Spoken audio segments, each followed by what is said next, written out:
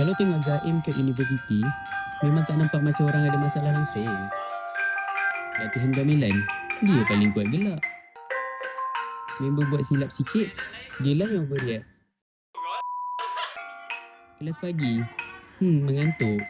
Habis je kelas, tiba-tiba dia yang paling hyper. Pendek kata, hidup dia dekat uni memang vibe. Aku tak balik pun tak apa kot tahun ni. Tapi setiap minggu, mesti ada satu notification yang sama.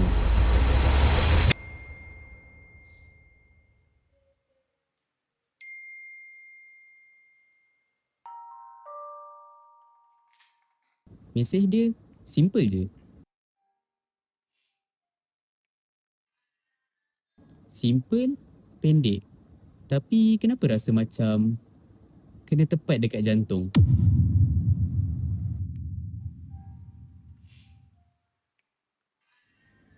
Aduh Zaim. Lagi berapa hari je nak raya? Member semua dah sibuk packing nak balik raya.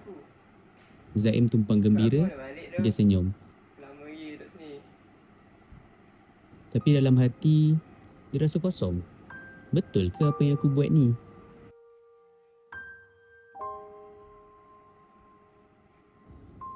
Tiba-tiba rasa sunyi. Dekat uni memang happy, memang seronok. Tapi rumah tu lain. Rumah tu bukan pasal wifi laju ke tak. Rumah tu ada ibu. Dan mungkin dia dah terlalu lama tak balik. Tak payah cakap panjang, dia book tiket, dia kemas beg, terus balik rumah. Sebab kadang-kadang bila rindu tu dah sampai ke tahap yang kita tak boleh nak ignore, kau tak banyak cakap dah, kau terus balik.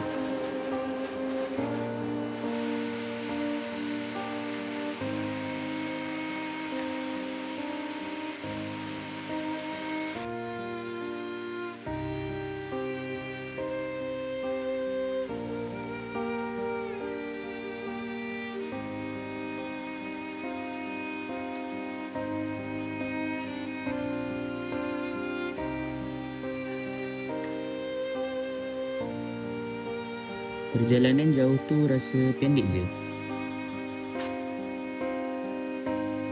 Bila dah sampai depan rumah, tiba-tiba jantung laju.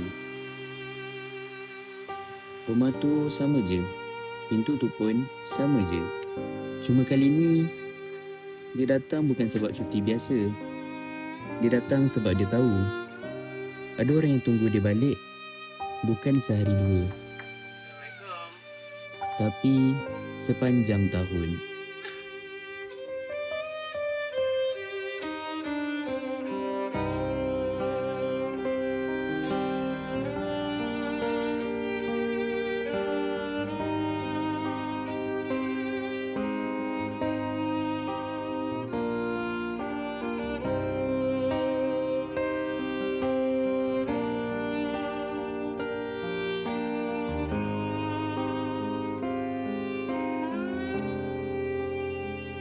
Kami dari GGG ingin mengucapkan selamat